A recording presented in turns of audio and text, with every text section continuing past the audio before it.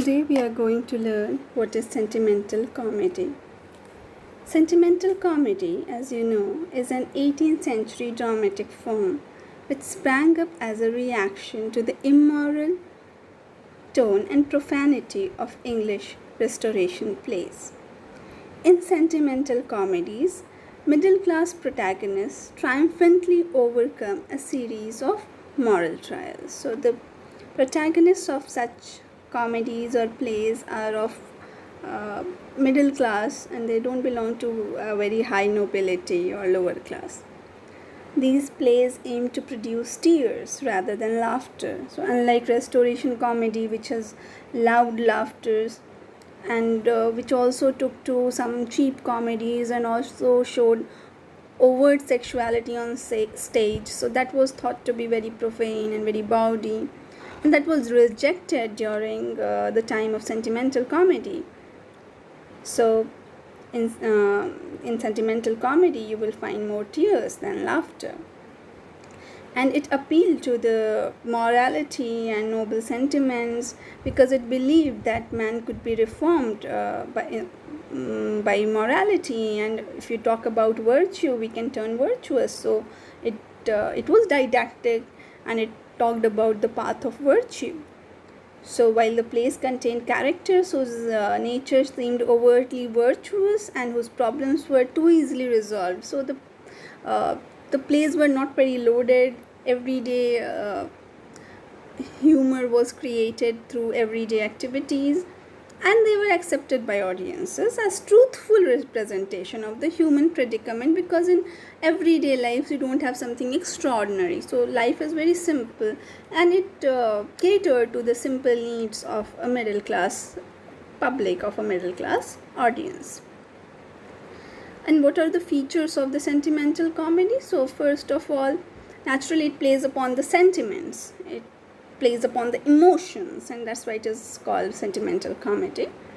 So the characters in sentimental comedy are either strictly very good, or they are evil, or they are villains. So they are either heroes or villains, and heroes have no faults or bad habits, and villains are thoroughly evil or morally degraded.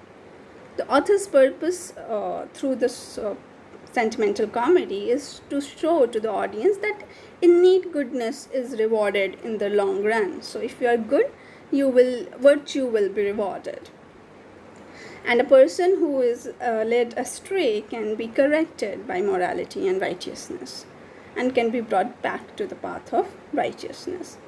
So the plot actually centered on the domestic trials of a middle class, usually on middle class couples, and included romantic love scenes.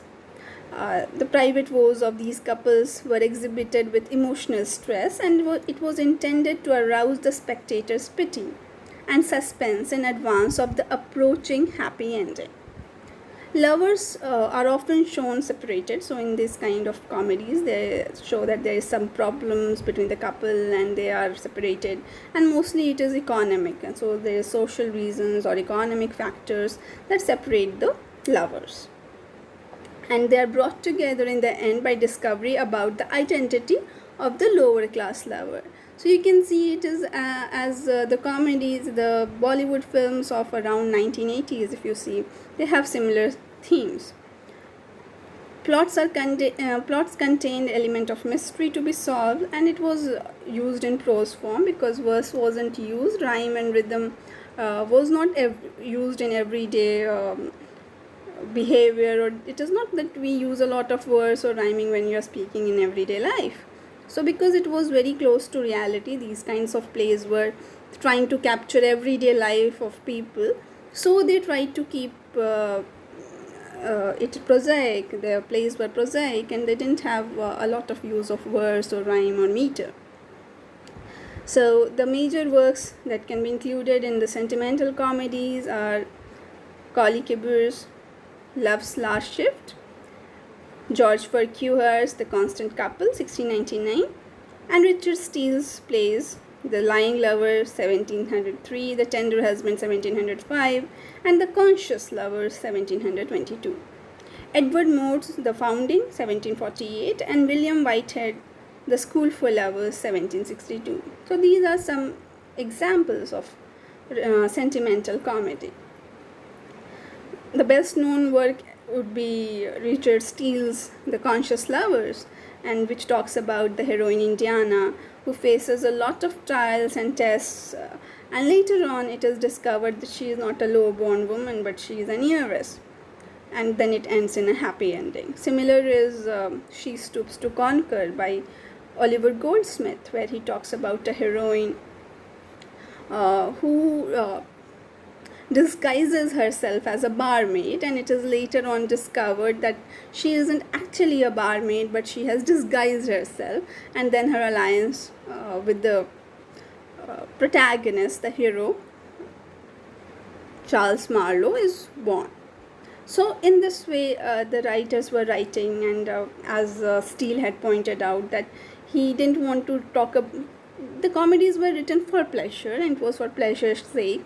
And Steele points out that it was a pleasure too exquisite for laughter. So they didn't want any bawdy laughter or loud laughters, but they wanted smiles and tears and natural emotions. They didn't want it to be the place to be outrageous and the vulgar comedy on stage that was prevalent during the preceding age, the Restoration age. So they didn't want that kind of a comedy. They wanted a more refined form of comedy.